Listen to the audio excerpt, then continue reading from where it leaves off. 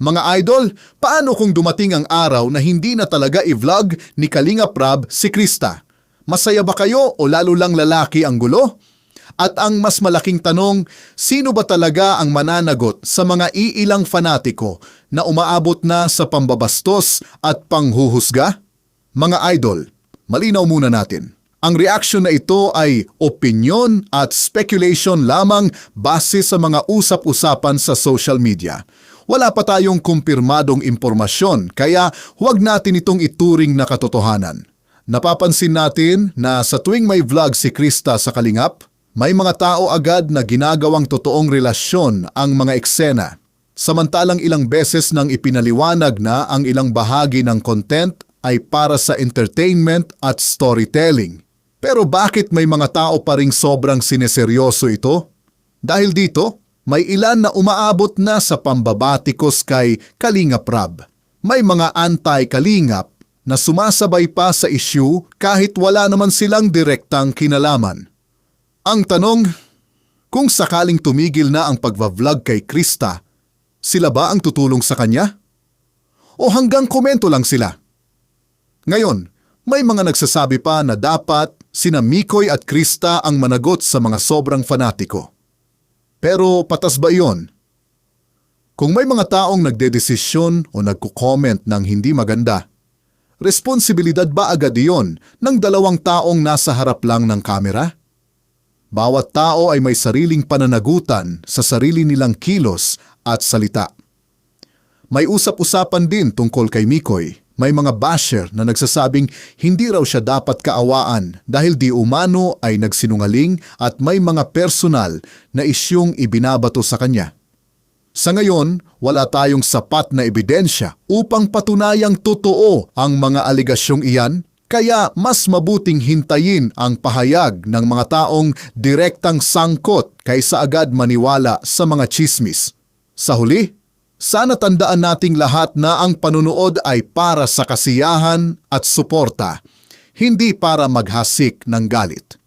Kung may hindi tayo gusto sa content, pwede naman tayong magbigay ng opinyon ng may respeto. Gusto ko rin magpasalamat po. Magpasalamat syempre sa mga, dahilan po kung bakit nagkaroon ng Chris, diba? Sa lahat po ng mga bumubuo. Mami Elsie, andito pa rin po kami. Dito pa rin naman po kami, di ba? Sa mga susunod na nabibisitahin niyo po kami, if ever na gusto niyo pang makita kami, dito pa rin po kami.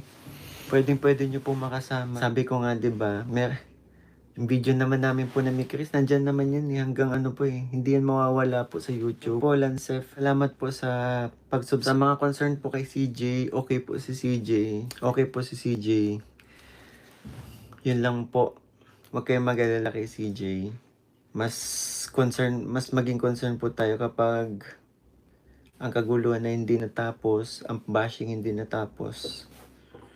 Doon na kayo doon na po kayo maalarma kasi talagang apektado po doon sa pag-aaral si CJ.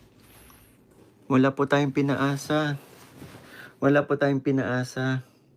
Lahat po na napanood nyo ay nasa serye po. After po ng aming serye, nagbabasa na lang po ako ng mga comment. So, ito mga late na iniiwas ko na nga po kasi nga po, para magkaroon na din po kasi ng si CJ na alam namin na magkaiba na po yung tatahakin namin na landas eh. Basta mix support mo lang si CJ bilang kaibigan, advice lang din siya sa mga hamon ng buhay.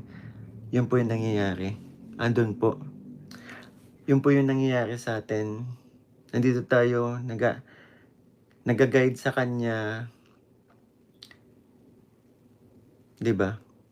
Salamat po, Blaze Albuna. Tama po kayo. And yung Chris po, nakatatak na yung sisipan niyo, di ba? And alam ko naman, napasaya po namin kayo. Kaya sana po, dun nga, sana maging masaya na lang po kayo sa amin. Hi Kaya, hello po. Sam Armenta, salamat po. Vilma Hernandez, hello po. Lingap ko, baka ikaw na ang ilab team sa iba. Ay, wala po. Wala pong ganyan. And wala naman pong sinasabi si Kalinga Prab na ilalab team po ako. And alam ni Kalinga Prab po na focus tayo ngayon sa akin charity.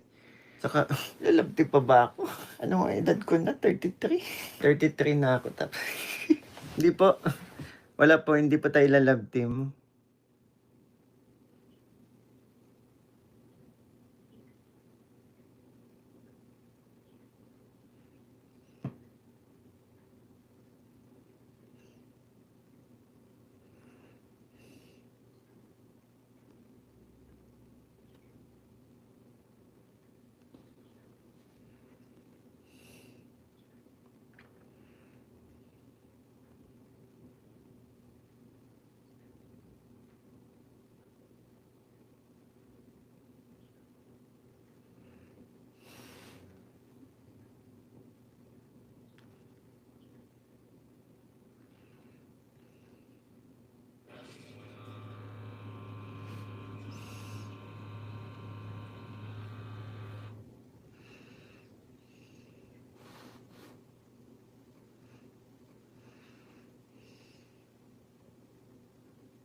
Tapos kalami ko ay kahit i-love team si Krista sa iba, pero pang good vibes lang yan. Alam natin na how special you are. So, this is like, isipin natin.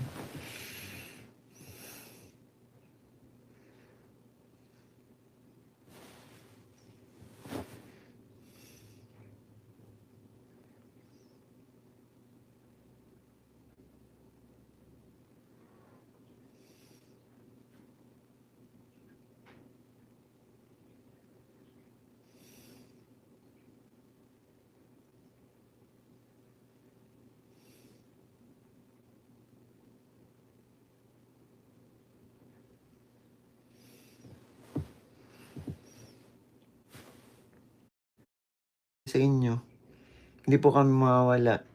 Hindi lang talaga masusunod po yung nais nyo na maging kamit. Kasi parang ang dating kasi minamadali nyo po, di ba?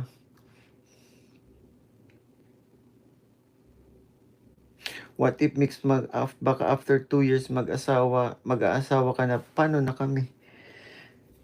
Ha? Ako po,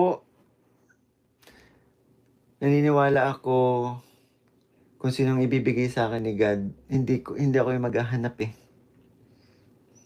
Hindi ako yung maghahanap. Kung sinong ibibigay sa akin ni God at nakita ko talaga kung para sa akin talaga, doon pa lang ako makakapag-decide po. Kayo mga idol, ano ang A-vlog kay Krista? O mas makabubuti munang magpahinga para humupa ang issue? E-comment ang inyong opinyon, pero panatilihin nating magalang ang diskusyon. Kung nagustuhan ninyo ang reaction na ito, huwag kalimutang i-like, i-follow at i-share. Maraming salamat mga idol!